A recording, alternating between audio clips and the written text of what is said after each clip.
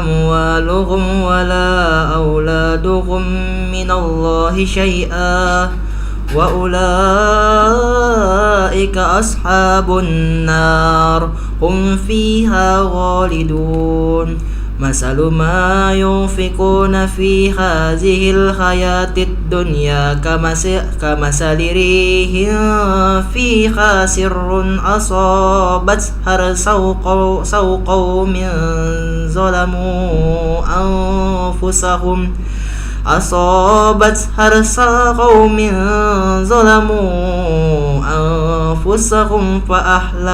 فأهلكه وما ظلمهم الله ولكن أنفسهم يظلمون يا أيها الذين آمنوا لا تتخذوا بطانة من دونكم لا يعلونكم خبالا ودوا ما عنتم قد بدت البغضاء من أفواههم وما تخفي صدورهم أكبر قد بينا لكم الآيات إن كنتم تعقلون ها أنتم أولئك تحبونهم ولا يحبونكم وتؤمنون بالكتاب كله وإذا لقوكم قالوا آمنا وإذا غلوا أدوا عليكم الأنامل من الغيظ قل موتوا بغيظكم إن الله عليم بذات الصدور إن تمسسكم حسنة تسؤهم وإن تصبكم سيئات يفرحوا بها وإن تصبروا وتتقوا لا يضركم كيدهم شيئا إن الله بما يعملون محيط وإذ غدوت من أهلك تبوئ المؤمنين مقاعد للقتال والله سميع عليم إذ هم الطائفتان منكم أن تفشلا والله وليهما وعلى الله فليتوكل المؤمنون ولقد نصركم الله ببدر وأنتم أذلة فاتقوا الله لعلكم تشكرون إذ تقولوا للمؤمنين ألن يكفيكم أن يمدكم ربكم ب3,000 من الملائكة منزلين بلى إن تصبروا وتتقوا ويأتوكم من فورهم هذا يمددكم ربكم ب5,000 من الملائكة مسومين وما جعله الله إلا بشرى لكم ولتطمئن قلوبكم به وما النصر إلا من عند الله العزيز الحكيم ليقطع طرفا من الذين كفروا أو يكبتهم فينقلبوا خائبين ليس لك من الأمر شيء أو يتوب عليهم أو يعذبهم فإنهم ظالمون ولله ما في السماوات وما في الأرض يغفر لمن يشاء ويعذب من يشاء والله غفور رحيم يا أيها الذين آمنوا لا تأكلوا الربا أضعافا مضاعفة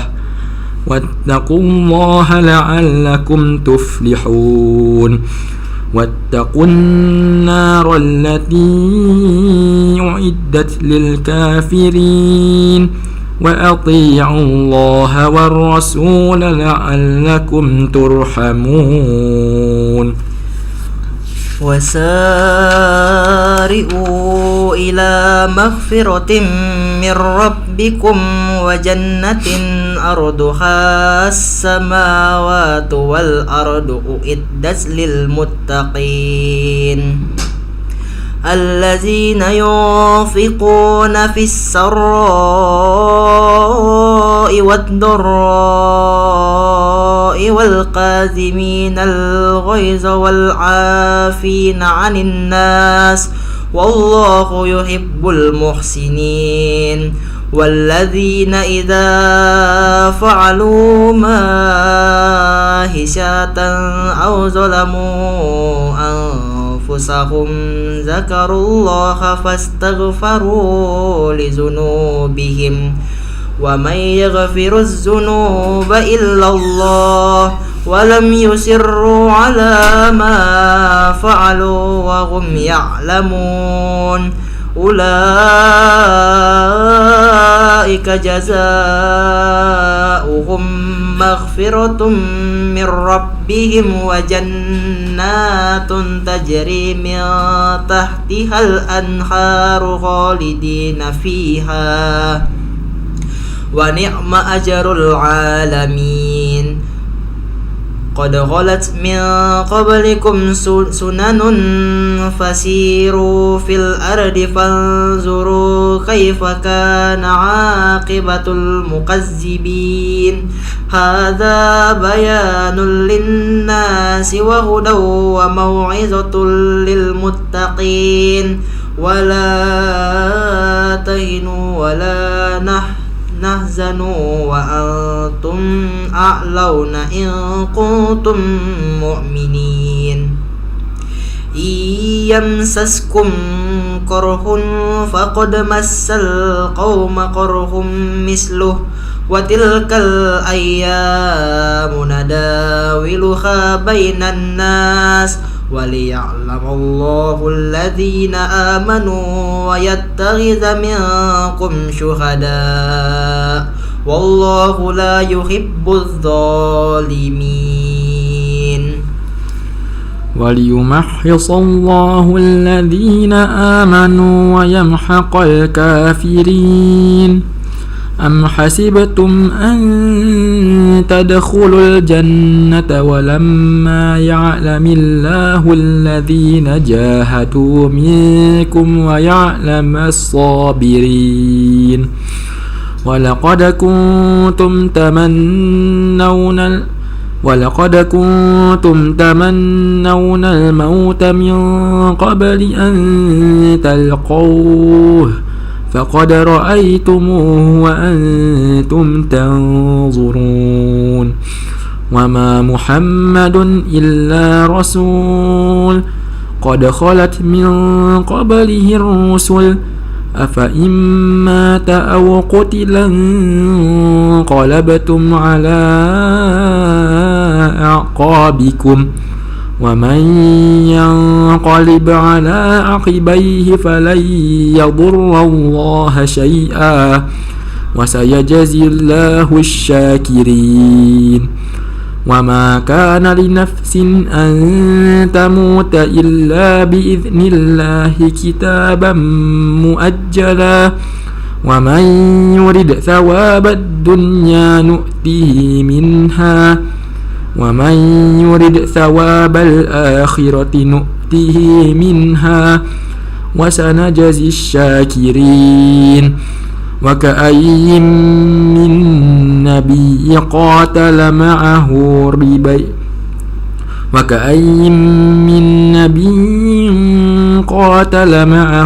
ربيون كثير فما وهنوا لما أصابهم في سبيل الله وما ضعفوا وما استكانوا والله يحب الصابرين وما كان قولهم إلا أن قالوا ربنا اغفر لنا ذنوبنا وإسرافنا في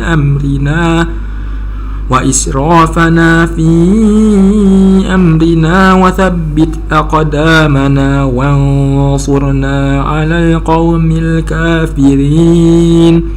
فآتاهم الله ثواب الدنيا وحسن ثواب الآخرة والله يحب المحسنين يا أيها الذين آمنوا إن تطيعوا الذين كفروا يردوكم على أعقابكم فتنقلبوا خاسرين بل الله مولاكم وهو غير الناصرين سنلقي في قلوب الذين كفروا الرعب بما أشركوا بالله ما لم ينزل به سلطانا ومأواهم النار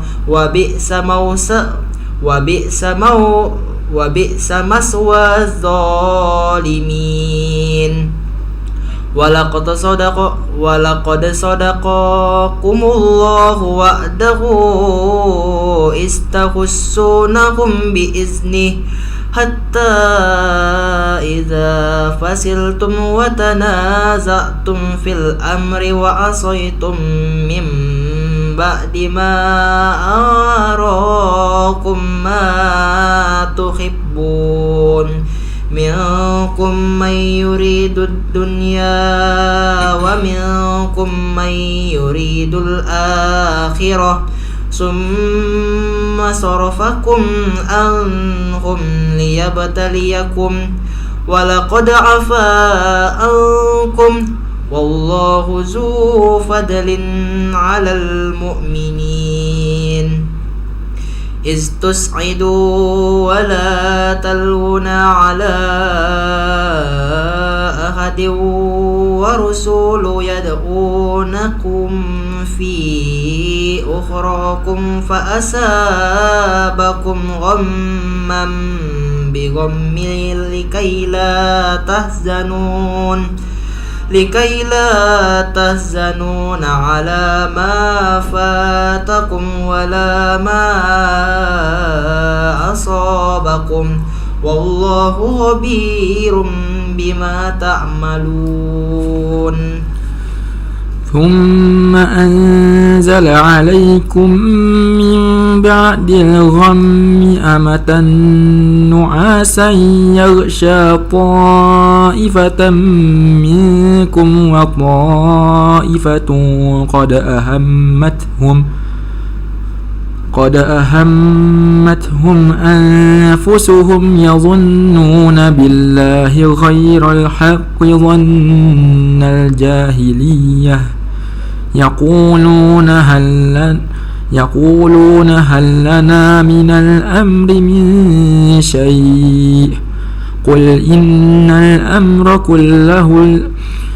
إن الأمر كله لله يخفون في أنفسهم ما لا يبدون لك يقولون لو كان لنا من الأمر شيء ما قتلنا هاهنا قل لو كنتم في بيوتكم لبرز الذين كتب عليهم القتل إلى مضاجعهم وليبتلي الله ما في صدوركم وليمحص ما في قلوبكم والله عليم بذات الصدور إن الذين تولوا منكم يوم التقى الجمعان إنما استزلهم الشيطان ببعض ما كسبوا ولقد عفا الله عنهم إن الله غفور حليم. يا أيها الذين آمنوا لا تكونوا كالذين كفروا وقالوا لإخوانهم إذا ضربوا في الأرض أو كانوا غزا لو كانوا عندنا ما ماتوا وما قتلوا ليجعل الله ذلك حسرة في قلوبهم والله يحيي ويميت والله بما تعملون بصير. ولئن قتلتم في سبيل الله أو متم لمغفرة من الله ورحمة خير مما يجمعون. ولئن متم أو قتلتم لإلى الله تحشرون فبما رحمة من الله لنت لهم ولو كنت فظا غليظ القلب لانفضوا من حولك فاعف عنهم واستغفر لهم وشاورهم في الأمر فإذا أذمت فتوكل على الله إن الله يحب المتوكلين. إن ينصركم الله فلا غالب لكم وإن يخذلكم فمن ذا الذي ينصركم من بعده وعلى الله فليتوكل المؤمنون. وما كان لنبي أن يغل ومن يغلل يأت بما غلوا يوم القيامة ثم توفى كل نفس ما كسبت وهم لا يظلمون. أفمن اتبع رضوان الله كمن باء بزغة من الله ومأواه جهنم وبئس المصير. هم درجات عند الله والله بصير بما يعملون. لقد من الله على المؤمنين إذ بعث فيهم رسولا من أنفسهم يتلو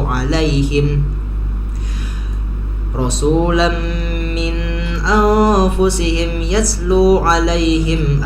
آياته ويزكيهم ويعلمهم الكتاب والحكمة وإن كانوا من قبل لفي ضلال مبين. أولما أصابتكم مصيبة قد أصبتم مثليها قلتم أن هذا قل هو من عند أنفسكم إن الله على كل شيء قدير. وما أصابكم يوم التقى الجمعان فبإذن الله وليعلم المؤمنين. وليعلم الذين نافقوا وقيل لهم تعالوا قاتلوا في سبيل الله أو ادفعوا قالوا لو نعلم قتالا لاتبعناكم هم للكفر يومئذ أقرب منهم للإيمان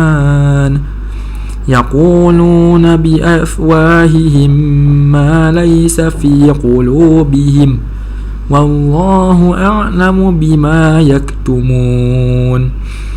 الذين قالوا لإخوانهم وقعدوا لو أطاعون ما قتلوا قل فادرءوا عن أنفسكم الموت إن كنتم صادقين ولا تحسبن الذين قتلوا في سبيل الله أمواتا بل أحياء عند ربهم يرزقون فرحين بما آتاهم الله من فضله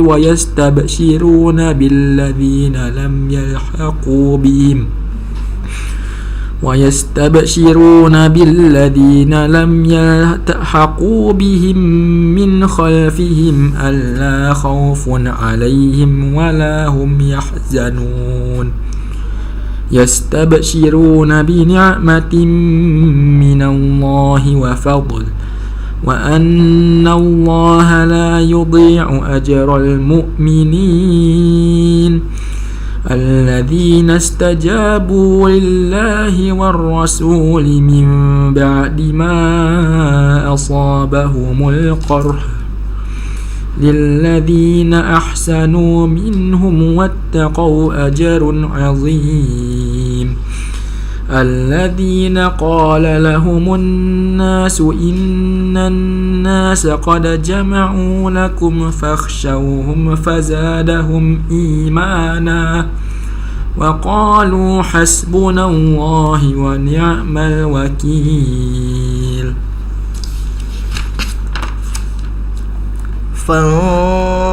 فانقلبوا بنعمة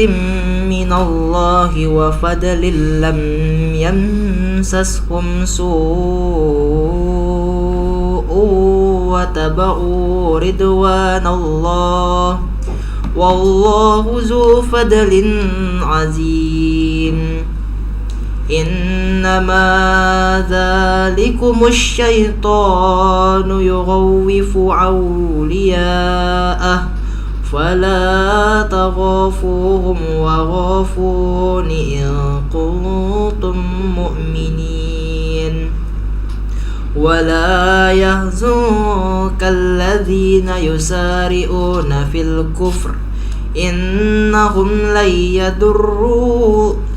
إنهم لن يضروا الله شيئا يريد الله ألا يجعل لهم حظا في الآخرة ولهم عذاب عظيم إن الذين اشتروا الكفر بالإيمان لن يضروا الله شيئا ولهم عذاب أليم ولا يحسبن الذين كفروا أنما نملي لهم غير لأنفسهم إنما نملي لهم ليزدادوا إثما ولهم عذاب مهين ما كان الله ليذر المؤمنين على ما أنتم عليه حتى يميز الخبيث من الطيب وما كان الله ليطلعكم على الغيب ولكن الله يجتبي من رسله من يشاء فآمنوا بالله ورسوله وإن تؤمنوا واتقوا فلكم أجر عظيم ولا يحسبن الذين يبخلون بما آتاهم الله من فضله هو خير لهم بل هو شر لهم سيطوقون ما بخلوا به يوم القيامة ولله ميراث السماوات والأرض والله بما تعملون خبير. لقد سمع الله قول الذين قالوا إن الله فقير ونحن أغنياء سنكتب ما قالوا وقتلهم الأنبياء بغير حق ونقول ذوقوا عذاب الحريق ذلك بما قدمت أيديكم وأن الله ليس بظلام للعبيد. الذين قالوا إن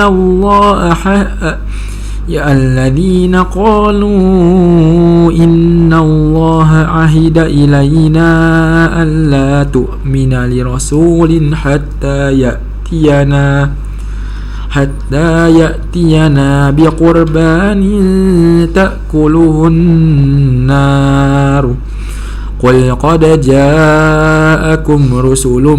من قبلي بالبينات وبالذي قلتم فلم قتلتموهم إن كنتم صادقين فإن كذبوك فقد كذب رسل من قبل جاءوا بالبينات والزبر والكتاب المنير كل نفس ذائقة الموت وإنما توفون أجوركم يوم القيامة فمن زحزح عن النار وأدخل الجنة فقد فاز وما الحياة الدنيا إلا متاع الغرور. لتبلون في أموالكم وأنفسكم ولا تسمعن من الذين أوتوا الكتاب من قبلكم ومن الذين أشركوا أذى كثيرا وإن تصبروا وتتقوا فإن ذلك من عزم الأمور. وإذا أخذ الله ميثاق الذين أوتوا الكتاب لتبيننه للناس ولا تكتمونه فنبذوه وراء ظهورهم واشتروا به ثمنا قليلا فبئس ما يشترون. لا تحسبن الذين يفرحون بما أتوا ويحبون أن يحمدوا بما لم يفعلون فلا تحسبنهم بمفازة من العذاب ولهم عذاب أليم. ولله ملك السماوات والأرض والله على كل شيء قدير. إن في خلق السماوات والأرض واختلاف الليل والنهار لآيات لأولي الألباب الذين يذكرون الله قياما وقعودا وعلى جنوبهم ويتفكرون في خلق السماوات والأرض ربنا ما خلقت هذا باطلا سبحانك فقنا عذاب النار ربنا إنك من تدخل النار فقد أخزيته وما للظالمين من أنصار ربنا إننا سمعنا مناديا ينادي للإيمان أن آمنوا بربكم فآمنا ربنا فاغفر لنا ذنوبنا وكفر عنا سيئاتنا وتوفنا مع الأبرار ربنا وآتنا ما وعدتنا على رسلك ولا تخزنا يوم القيامة إنك لا تخلف الميعاد فاستجاب لهم ربهم أني لا أضيع عمل عامل منكم من ذكر أو أنثى بعضكم من بعض فالذين هاجروا وأخرجوا من ديارهم وأوذوا في سبيلي وقاتلوا وقتلوا لا كفرن عنهم سيئاتهم ولأدخلنهم جنات تجري من تحتها الأنهار ثوابا من عند الله والله عنده حسن الثواب لا يغرنك تقلب الذين كفروا في البلاد متاع قليل ثم مأواهم جهنم وبئس المهاد لكن الذين اتقوا ربهم لهم جنات تجري من تحتها الأنهار خالدين فيها نزلا من عند الله وما عند الله خير للأبرار وإن من أهل الكتاب لمن يؤمن بالله وما أنزل إليكم وما أنزل إليهم خاشعين لله لا يشترون بآيات وما أنزل إليكم وما أنزل إليهم خاشعين لله لا يشترون بآيات الله ثمنا قليلا أولئك لهم أجرهم عند ربهم إن الله سريع الحساب يا أيها الذين آمنوا اصبروا وصابروا ورابطوا واتقوا الله لعلكم تفلحون بسم الله الرحمن الرحيم يا أيها الناس اتقوا ربكم الذي خلقكم من نفس واحدة وخلق منها زوجها وبث منهما رجالا كثيرا ونساء واتقوا الله الذي تساءلون به والأرحم إن الله كان عليكم رقيبا وآتوا اليتامى أموالهم ولا تتبدلوا الخبيث بالطيب ولا تأكلوا أموالهم إلى أموالكم إنه كان حوبا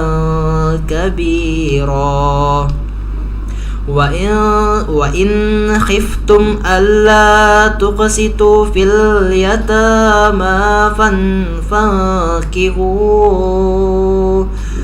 اليتامى فانكحوا ما طاب لكم من النساء مثنى وثلاث ورباع فإن خفتم ألا تعدلوا فواحدة أو ما ملكت أيمانكم ذلك أدنى ألا تعولوا وآتوا النساء صدقاتهن نحلة فإن تبن لكم عن شيء منه نفسا فكلوه هنيئا مريئا ولا تؤتوا السفهاء أموالكم التي جعل الله لكم قياما وارزقوهم فيها واكسوهم وقولوا لهم قولا معروفا وابتلوا اليتامى حتى إذا بلغوا النكاح فإن آنستم منهم رشدا فادفعوا إليهم أموالهم ولا تأكلوها إسرافا وبدارا أن يكبروا ومن كان غنيا فليستعفف ومن كان فقيرا فليأكل بالمعروف فإذا دفعتم إليهم أموالهم فأشهدوا عليهم وكفى بالله حسيبا للرجال نصيب مما ترك الوالدات والأقربون وللنساء نصيب مما ترك الوالدان والأقربون مما قل منه أو كثر نصيبا مفروضا وإذا حضر القسمة أولو القربى واليتامى والمساكين فارزقوهم منه وقولوا لهم قولا معروفا وليخشى الذين لو تركوا من خلفهم ذرية ضعافا خافوا عليهم فليتقوا الله وليقولوا قولا سديدا إن الذين يأكلون أموال اليتامى ظلما إنما يأكلون في بطونهم نارا وسيصلون سعيرا يوصيكم الله في أولادكم للذكر مثل حظ الأنثيين فإن كن نساء فوق 2 فلهن ثلثا ما ترك وإن كانت واحدة فلها النصف ولأبويه لكل واحد منهما السدس مما ترك إن كان له ولد فإن لم يكن له ولد وورثه أبواه فلأمه الثلث فإن كان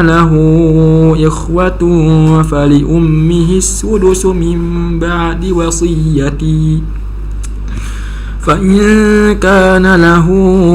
إخوة فلأمه السدس من بعد وصية يوصي بها أو دين آباؤكم وأبناؤكم لا تدرون أيهم أقرب لكم نفعا فريضة من الله إن الله كان عليما حكيما ولكم نصف ما ترك أزواجكم إن لم يكن لهن ولد فإن كان لهن ولد فلكم الربع مما تركنا من بعد وصية يوصين بها أو دين ولهن الربع مما تركتم إن لم يكن لكم ولد فإن كان لكم ولد فلهن الثمن مما تركتم من بعد وصية توصون بها أو دين وإن كان رجل يورث كلالة أو امرأة وله أخ أو أخت فلكل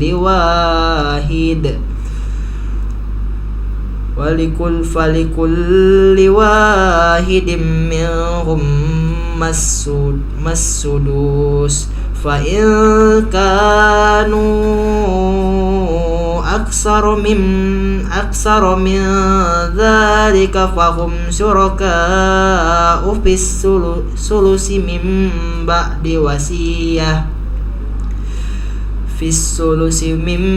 بعد وصية يوصى بها أو دين غير مضار وصية من الله والله عليم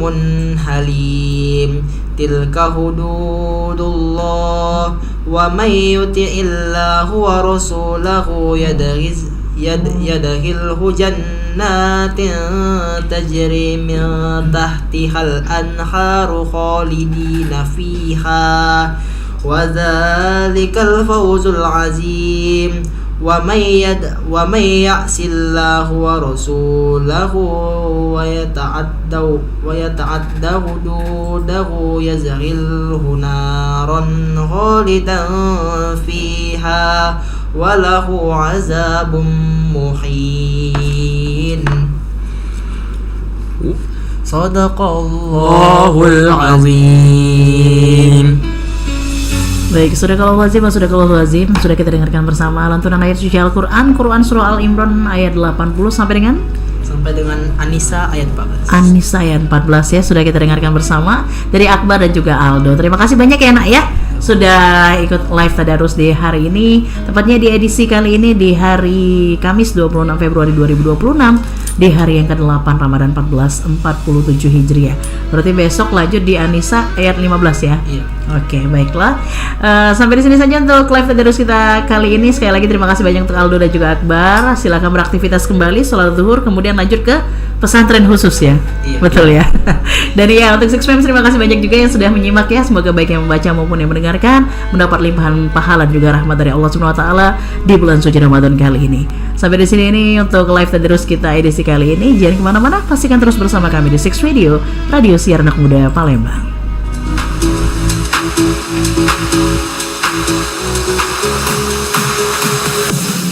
Disiarkan secara langsung dari lantai 2 Gedung D SMA Negeri 6 Palembang. Inilah dia Radio Syiar Anak Muda Palembang.